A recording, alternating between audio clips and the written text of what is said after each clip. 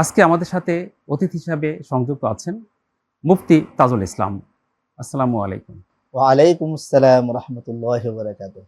কেমন আছেন প্রিয় শায়েখ? আলহামদুলিল্লাহ ভালো আছি। আপনি ভালো আছেন? আলহামদুলিল্লাহ আমিও ভালো আছি।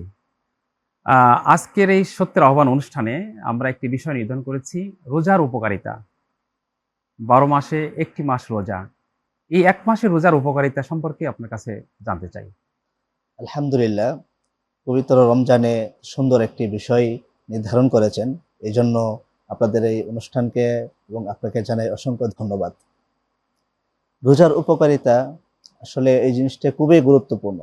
রোজা যেরকম আল্লাহ রাব্বুল আলামিন কোরআনে কারিমে এক আয়াতের মাধ্যমে আমাদের উপর ফরজ করেছেন। আয়াতটি হলো ইয়া আইয়ুহাল্লাযীনা আমানু কুতিবা আলাইকুমুস সিয়াম কামা কুতিবা আলাল্লাযীনা মিন ক্বাবলিকুম লাআল্লাকুম তাত্তাকুন। আমরা এই আয়াতের ভিতরে লক্ষ্য করলেই রোজার উপকারটা এখানেই পাই। যেমন আয়াতের অর্থ, হে ঈমানদারগণ, তোমাদের উপর রোজাকে ফরজ করা হয়েছে যেমনিভাবে তোমাদের পূর্ববর্তী উম্মতগণের উপর ফরজ করা হয়েছিল, যেন তোমরা মুত্তাকি হতে পারো। তার মানে এই আয়াতের মাধ্যমে আমরা যেটা বুঝতে পারি যে আমাদের উপর আল্লাহ রাব্বুল আলামিন রোজা ফরজ করেছেন যেন আমরা মুত্তাকি হতে পারি। মুত্তাকি জিনিসটা কি? তো মুত্তাকি মানে হলো আমার অন্তরকে পরিশুদ্ধ করা এবং পৃথিবীতে ভালো পথে চলার জন্য মনকে প্রস্তুত করা।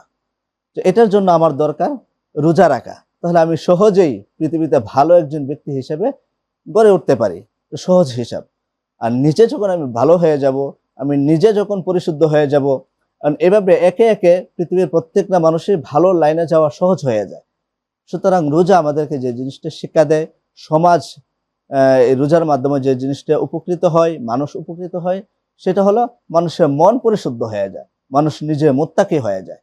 রোজার মাধ্যমে যেরকম পৃথিবীতে প্রতিটা পদে পদে মানুষ উপকৃত হতে পারে মুত্তাকি হওয়ার মাধ্যমে, তেমনি ভাবে আল্লাহ রাব্বুল আলামিন এর অসংখ্য নিয়ামত এবং এর অসংখ্য ফজিলত পরকালের জন্য আল্লাহ রাব্বুল আলামিন রেখেছেন। যেমন নবী করিম সাল্লাল্লাহু আলাইহি সাল্লাম এক হাদিসের ভিতরে বলেছেন, আস-সাওমু লি ওয়া আনা আজজি বি। অপর হাদিসে আছে ওয়া আনা উজজা বি।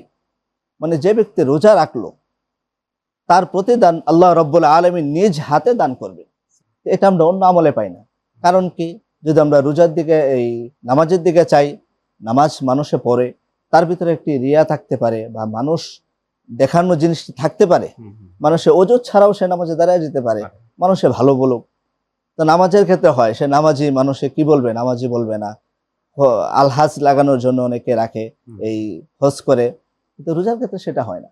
এই জন্য রোজার ফজিলতের ক্ষেত্রে আল্লাহ রাব্বুল আলামিন ওইরকম বেশি দিয়ে থাকে যে আল্লাহ তাআলা নিজেই তার পুরস্কার অথবা নিজেই নিজ হাতে সেটা দান করবে। আপনাকে অসংখ্য ধন্যবাদ সুন্দর আলোচনার জন্য। রোজার উপকারিতা। প্রিয় দর্শক, আমরা এই পর্বে নিয়ে নিচ্ছি ছোট্ট একটা বিজ্ঞাপন বিরতি।